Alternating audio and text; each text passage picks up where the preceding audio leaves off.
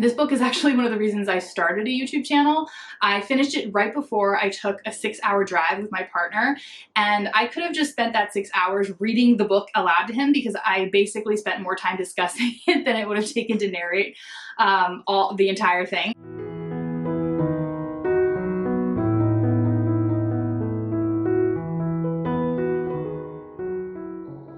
Hi, I'm Ketavan, and I'm going to do the mid-year freakout tag, but I'm sad to report I'm not freaking out. I'm pretty happy with my reading year so far, but it is nice to sort of check in halfway and see how things are going.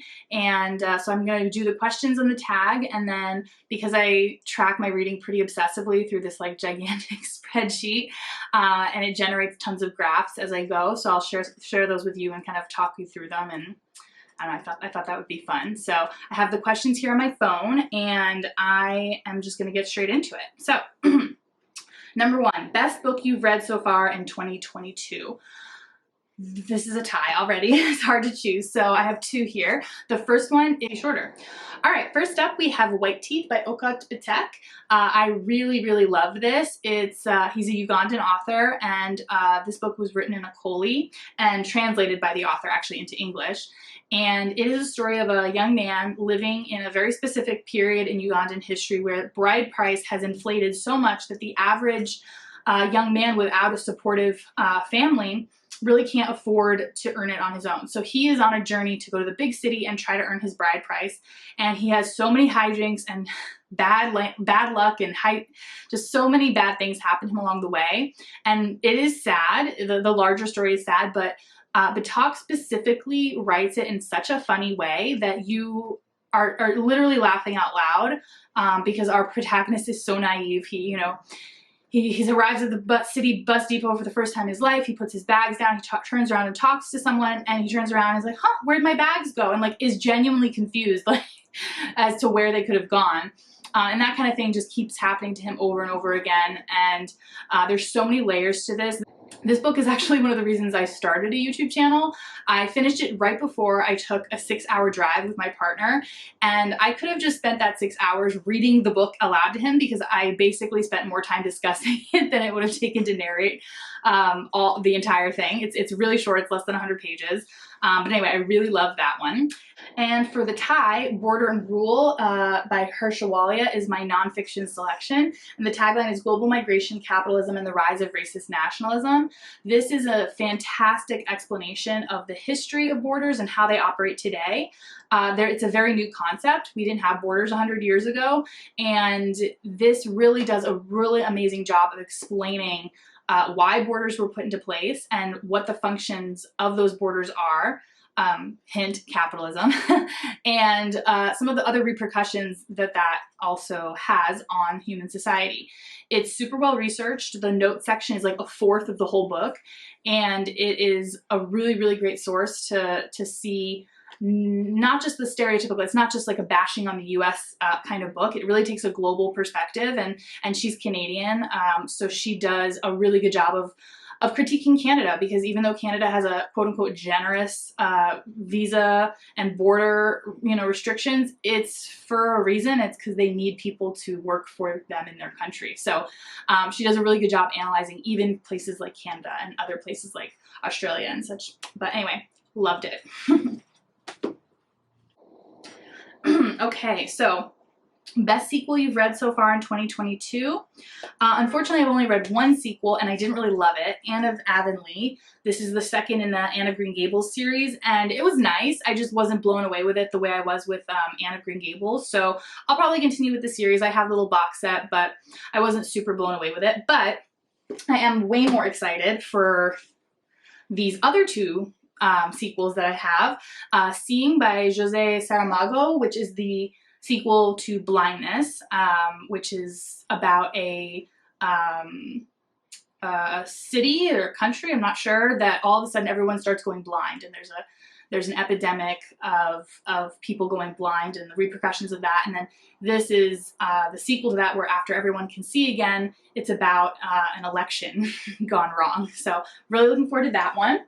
And then the other one, I've already started actually. It's called The Story of a New Name. It's the second Elena Ferrante book in the Neapolitan novels, and it's so far really good. I'm really enjoying it. So I'm guessing this one at least will blow Anne of Avonlea out of water. So the new release that I haven't read yet, but I want to, that one is called The Women's House of Detention, A Queer History of a Forgotten Prison by Hugh. This one sounds fascinating. I'm super passionate about criminology, and to read about a queer intersection sounds super great. So I'm really looking forward to that one. Number 4, most anticipated release for the second half of the year. So this one hasn't come out yet. Making Love with the Land by Joshua Whitehead. I've gushed about Joshua Whitehead before, and so he has a new nonfiction actually out, and it's sort of an examination of how we can improve our relationship with the land. So I'm really, really looking forward to that one, and that comes out a little bit later this year. Alrighty, for number 5, what was my biggest disappointment? I'm really glad that I got this from the library. It's The Incredible Journey of Plants, and it's by Stefano Mancuso. This is an Italian nonfiction about basically how plants migrated across the planet. The ideas interested me. I was really interested in the central idea, but the actual chapters or sections, I was listening to the audiobook, so I'm not sure exactly how it was organized, was just so scattered and unfocused that I wasn't even sure what his larger point was at the end. It really disappointed me. It was short, and I picked it up because I thought it'd be a fun, quick read, but I almost DNF'd it, so that was a big disappointment. So, biggest surprise. This was the last book I bought of 2021, and I read it earlier this year, and it's super popular. You all know Piranesi by Susanna Clarke, and I really just tend to be very disappointed by super popular books. Even if I enjoy them, I'm like, okay, it was nice, like nothing blew me away. And so I was really kind of like bracing myself. I specifically didn't learn anything about this, but I really, really was surprised at how much I enjoyed this. I got my partner to read it. He loved it too. So actually I got my mom to read it as well. So I really, really was surprised at how much I love this one. So Piranesi. Okay, next question. Number 7, favorite new author, debut or new to you? So both of these are debut authors. I, again, couldn't decide. The first one is Chouette by Claire Oshetsky. This one is so good. I actually pre-ordered it. I'd heard the buzz about it, and I'm so glad I did. I read it almost right away, and it is so, so great. I really, truly love everything about this book. It's amazing. So basically this is the story of a woman who gives birth. It's magical realism. It's a story of a woman who gives birth to a baby owl. And this is clearly a metaphor for an autistic child. And everyone in her life wants her to, you know, do the typical autism mom thing and fix her and send her places where she will get fixed. And, you know, the mom is very hesitant about it, and she doesn't really want to do these things. She wants to let her owl baby be her little owl baby, and it's sort of about motherhood and all sorts of themes like that. But what's really great is that Claire Oshetsky is autistic and has 2 autistic children, and this was really, you can tell, is a labor of love, and it's just so, so good. I love it a lot.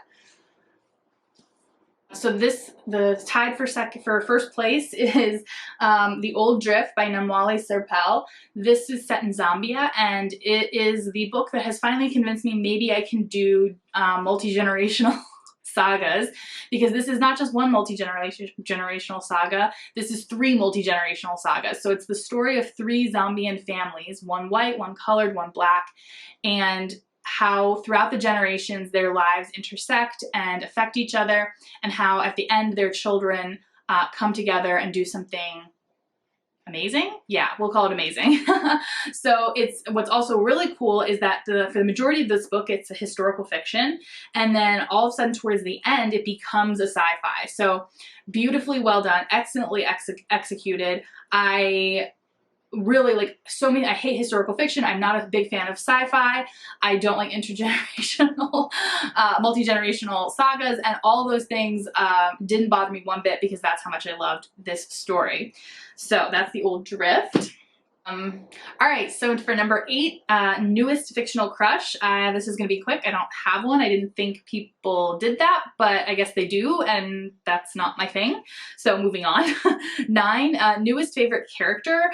Again, I read a lot of like dark books, I guess, so none of these characters are like amazing people usually, but when I really thought about this one, and in Blindness, one of the characters is the doctor's wife. They're unnamed people, so she's just the doctor's wife, and she is a true badass. and so if I had to pick a character, I think she's my favorite. She does a lot of amazing things to sort of help people and gain control over a really terrible situation. So I liked her, I guess.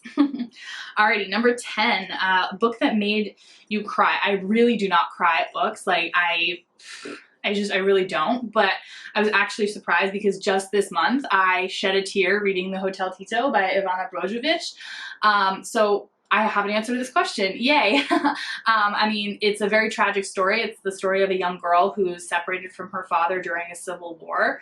So, and she lives as an internally displaced person without her father, and she is obviously traumatized by that. And so I don't even remember what part, I'm sad to say I don't remember what part of the book made me tear up, but it was pretty early on and I definitely shed a tear. And so this wins the award for only, I think, book to ever make me cry.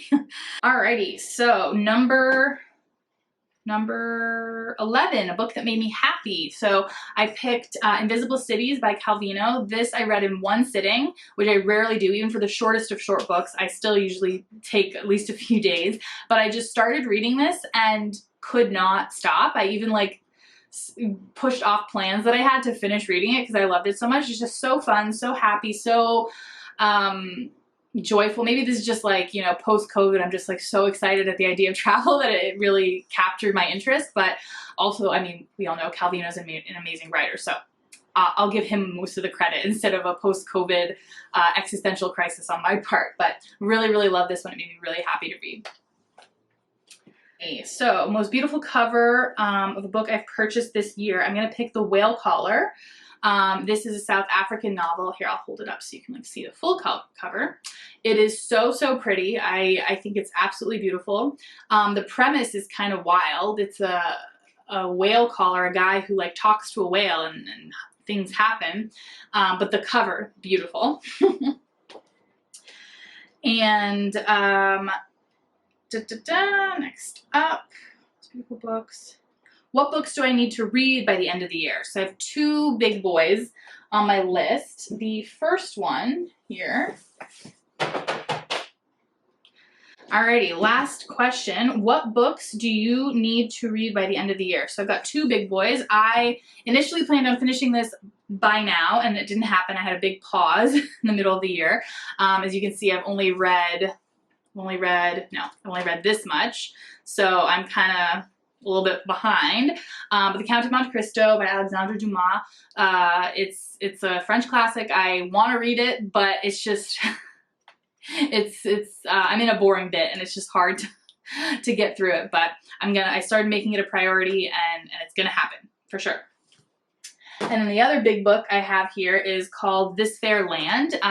It's an anthology of Maltese literature. I'm Maltese, and I was looking for Maltese literature, and this came up because of the tagline, Maltese literature, and I was super intrigued because Maltese literature is very young. It only, the written language only started in the 15th century, so there's actually evidence of it from the very beginning, and there's lots of different, in the beginning it's kind of more like excerpts and academic like commentary on the history of the language, and then as you go, there's more poetry and excerpts of of novels and short stories and things like that. And what's really cool is that each page is like, I don't know if you can see that, but the Maltese is on one side and the English is on the other. So that's really, I'm really looking forward to reading this. It's just, it's like I get so intimidated by the big books. It's hard. And also this one, you know, with The Count of Monte Cristo, I'm like reading it on my phone, so I don't have to like hold the big book. But with this, there's no e-copy, so I have to like hold the big book, and I hate that. but I'll probably just like put it in near my reading chair or something and read a few pages each day or something like that after I'm done with the Count of Monte Cristo. But that's my next big book of the year.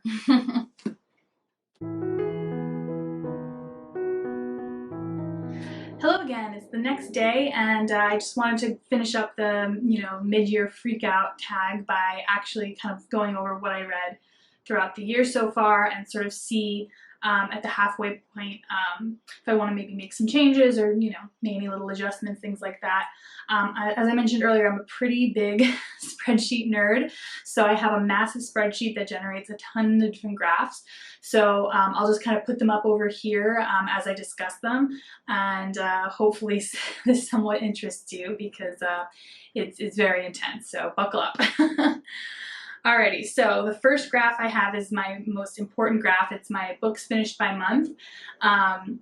This one has two numbers on it. The first is the navy blue bar graph, and that's the number of books I read each month. And then the little green and white number on top, that's the number of pages, just to sort of see, the ratio of pages to books. So this is the one I look at most frequently, or it's at the top of the list rather. And then the next one I'm very happy with. This is my star ratings, and as you can see, it's a very nice little bell curve with the tail on the left, which means I'm mostly enjoying the books that I'm reading, so I'm very, very pleased with that. And then next we have fiction versus nonfiction. This is very typical for me. About 1/3 of what I read is nonfiction, so no surprises there. Form. I think most people are like this. They read mostly prose. These are the genres that I plugged in myself. So Book Riot had a bunch of genres plugged in, ready to go, but a lot of them I knew I would never read, so I felt like there was no point in tracking them, and then I replaced those with some of the other ones that I read, things like magical realism and criminology. That's not a typical genre that most people read, but I do read a lot of those. So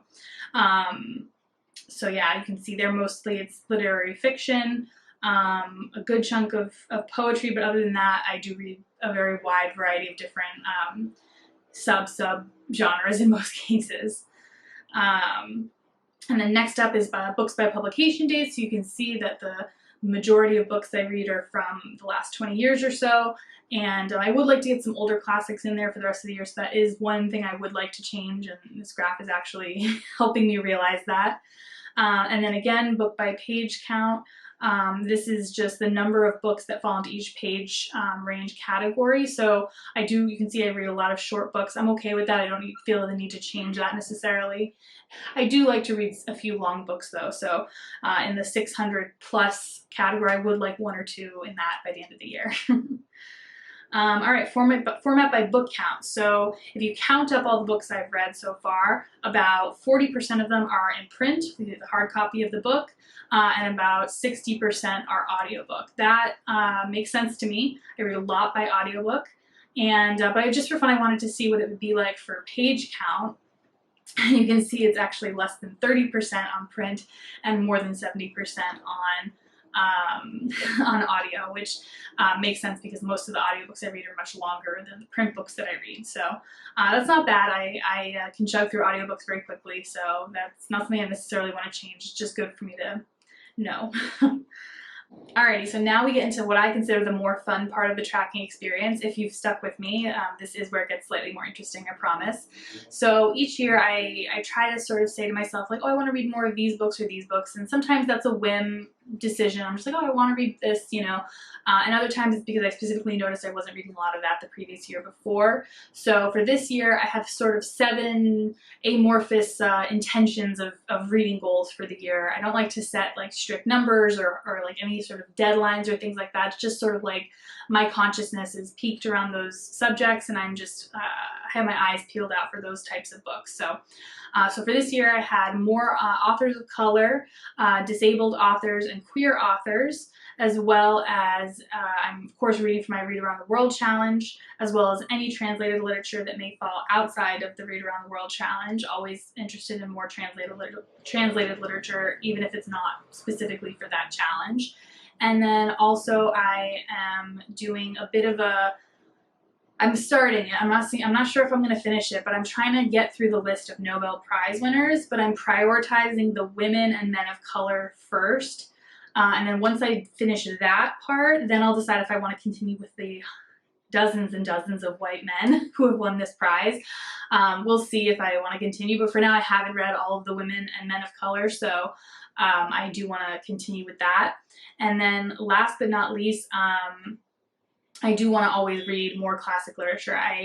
I usually really enjoy classic literature once it's being read or already read, but it takes a lot for me to decide to pick up a classic book. So if I'm more conscious of it, I'm more likely to start them, and then once I start them, I generally always finish them and enjoy them. So I'm happy to sort of nudge myself in that direction. So for this first graph, it's just tracking for each book how many of those 7 goals did apply to that book. So you can see here that about less than a quarter of them didn't really apply to any of those goals, so that's okay. Like, I'm not forcing myself to only read those types of books this year. But what that does mean is that over 75% of them did fit into one of those goals. So, and one or more even. So you can see that a quarter of them had 2 or more, and about 15% had 3 or more. So I'm pretty happy with that. That means I'm kind of following through with my intention, and not even having to force myself, because I don't really think about it much other than general ideas.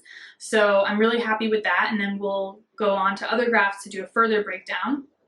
So the author gender breakdown, I don't really feel like I need to say to myself, read more women. Like, I always read plenty of women. That's not a problem for me. But I do want to read more transgender authors. As you can see here, it's only about three books that I read this year by a transgender author. Everything else was either cis woman or cis man. So I do want to read more.